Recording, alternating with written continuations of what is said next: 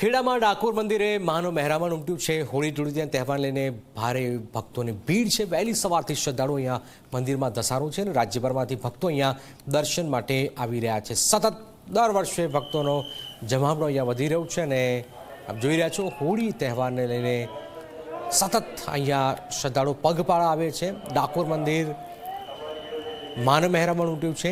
હોળી ધૂળેટીના તહેવારને લઈને ભક્તોની ભારે ભીડ છે। વહેલી સવારથી શ્રદ્ધાળુઓનો મંદિરમાં ધસારો જોવા આવી રહ્યો છે। આપ જોઈ રહ્યા છો દૂર દૂરથી અહીંયા લોકો આવે છે, દર્શન કરે છે। અમારી સાથે અમારા સહયોગી બંસી જોડાઈ ગયા છે। બંસી, શું જોઈ રહ્યા છો આપ ત્યાં હાલમાં?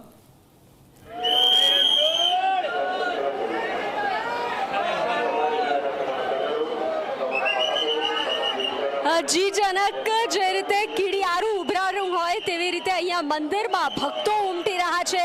આપ દ્રશ્યો જોઈ રહ્યા છો, કારણ કે 2 વાગ્યાનો સમય અને રાજભોગ આરતીનો આ સમય છે।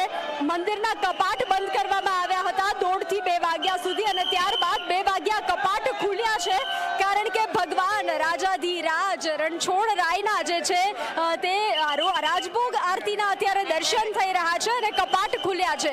ત્યારે ભક્તોની ભીડ ઉમટી પડી છે। કીડિયારું ઉભરાણું હોય તેવી રીતે દ્રશ્યો જોવા મળી રહ્યા છે। જય રણછોડ માખણ ચોરના નાદથી પૂરું મંદિર પરિસર ગુંજી ઉઠ્યું છે। જય કનૈયા લાલકીના નાદથી ગુંજી ઉઠ્યું છે।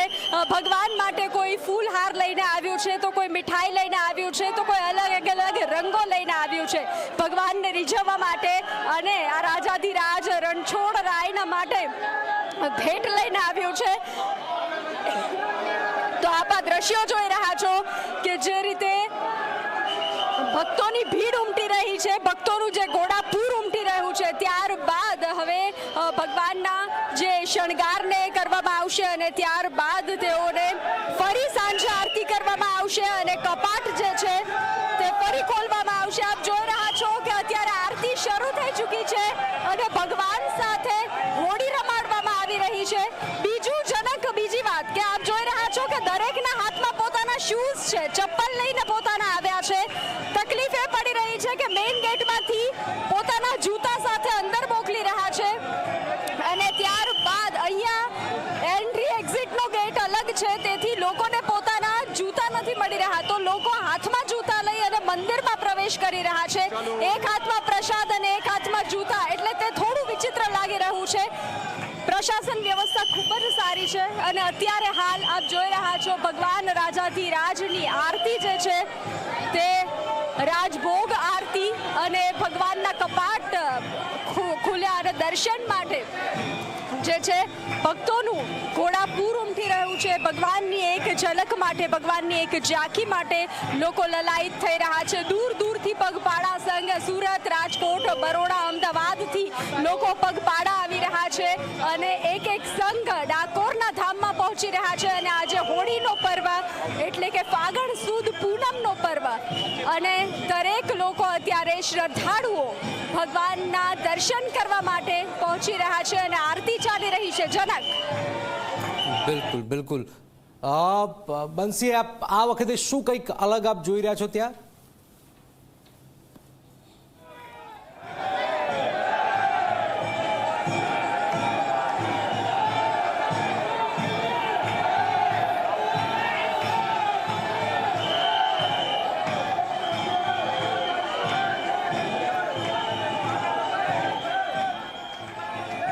ફાગણી પૂનમે રાજાધિરાજના દર્શન કરવાનું એક વિશેષ મહત્વ છે। આ લાવો ઝી 24 કલાક આપી રહ્યું છે। આપ દર્શન કરી રહ્યા છો ભગવાનના વિશેષ શણગારમાં દિવ્ય સ્વરૂપે ભાવિકોને દર્શન આપે છે। મોટી પૂનમ હોવા સાથે જ ભગવાન ભાવિકો સાથે હોળી પણ અહીંયા રમે છે અને ભગવાન 5 વખત નવરંગોનો ખેલ પણ કરે છે અને ભક્તોને હોળી રમાડે છે। ભગવાન સાથે હોળી રમી ભાવિકો અહીંયા ધન્યતા પણ અનુભવતા હોય છે।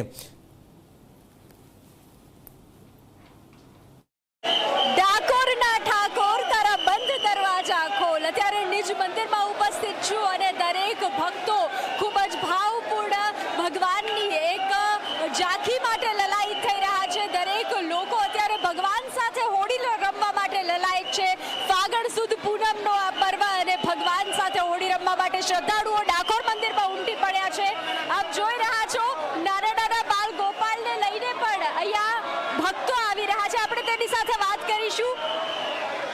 ટાઈમથી આવો છો? અમે દર પૂનમે આવીએ છીએ. આજે બાળ ગોપાલને લઈને આવ્યા છો? હા, બાળ ગોપાલને લઈને જ આવીએ છીએ દર પૂનમે. મંદિરની વ્યવસ્થા તમને કેવી લાગી? બહુ સરસ છે. તમે કેટલા વર્ષથી આવો છો? મેં 3 વર્ષથી આવું છું.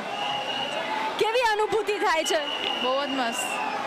અહીંયા મંદિરમાં પૂનમમાં અહીંયા આવીને આનંદ જેવું લાગે છે. તમે કેટલા વર્ષથી આવો છો? દર વર્ષે આવીએ છીએ. તો દરેક લોકો અત્યારે ભગવાનની ઝાંખી કરવા માટે લલાયત છે અને નાના નાના બાળ ગોપાલને લઈને પણ ભગવાનની ઝાંખી કરાવવા માટે આવી રહ્યા છે. કેમેરા પર્સન તુષાર સાથે બંસી દવે, ડાકોર.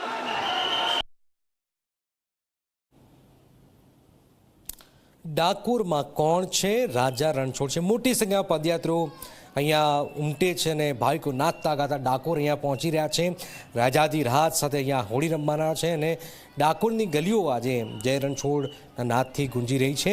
તમામ માર્ગો રંગોથી પણ શોભી ઉઠ્યા છે. ડાકોરમાં ખાસ કરીને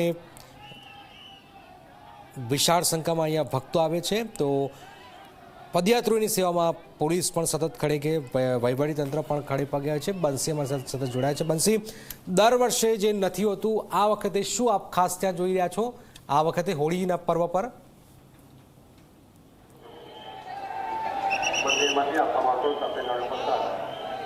જી જનક, પહેલી વાત કે અત્યારે ભક્તોનું ઘોડાપૂર ઉમટી પડ્યું છે, પણ અહીંયાનું પ્રશાસન અને અહીંયાના લોકો હજુ પણ એવું કહી રહ્યા છે કે દર વર્ષ કરતાં આ વર્ષ ભીડ ઓછી છે.